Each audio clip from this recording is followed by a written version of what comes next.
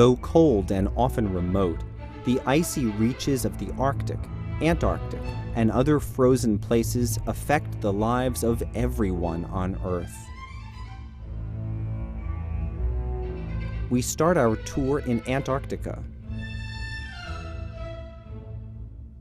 Where they meet the sea, mountains of ice crack and crumble. The resulting icebergs can float for years. Ice shelves surround half the continent. They slow the relentless march of ice streams and glaciers like dams hold back rivers. But the region is changing. As temperatures increase, we see a growing number of melt ponds. As this heavy meltwater forces its way into cracks, ice shelves weaken and can ultimately collapse. After 12,000 years, the Larsen B ice shelf collapsed in just 5 weeks. Offshore, sea ice forms when the surface of the ocean freezes, pushing salt out of the ice. The cold, salty surface water starts to sink, pumping deeper water out of the way, powering global ocean circulation. These currents influence climate worldwide. Most ice exists in the cold polar regions, but we see glaciers like these in the Andes all over the world. Most are shrinking.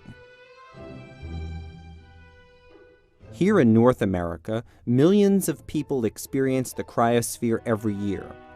Eastward moving storms deposit snow like thick paint brushes. Mountain snowpacks store water. Snowmelt provides 3/4 of the water resources used in the American West.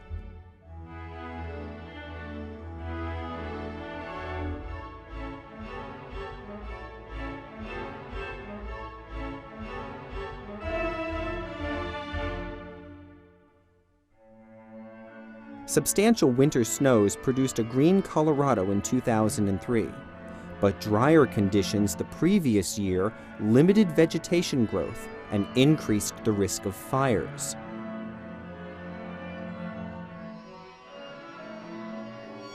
In the Rocky Mountains, there are patches of frozen ground called permafrost that never thaw. These regions are unusual in the mid-latitudes, but farther north, permafrost is more widespread and continuous, covering nearly 1/5 of the land surface in the northern hemisphere. Sea ice varies from season to season and from year to year. Data show that Arctic sea ice has shrunk dramatically in the last few decades. The effects could be profound. As polar ice decreases, more open water could promote greater heating. More heating could lead to faster melting, reinforcing the cycle. If this trend continues, the Arctic Ocean could be ice-free in the summer by the end of the century. These changes in ice cover are not limited to oceans. Greenland's ice sheet contains nearly 10% of the Earth's glacial ice. Glaciers in western Greenland produce most of the icebergs in the North Atlantic. After decades of stability, Greenland's Jakobshavn ice stream, one of the fastest flowing glaciers in the world, has changed dramatically. The ice has thinned and the front retreated significantly. Between 1997 and 2003, the glacier's flow rate nearly doubled to 5 feet an hour.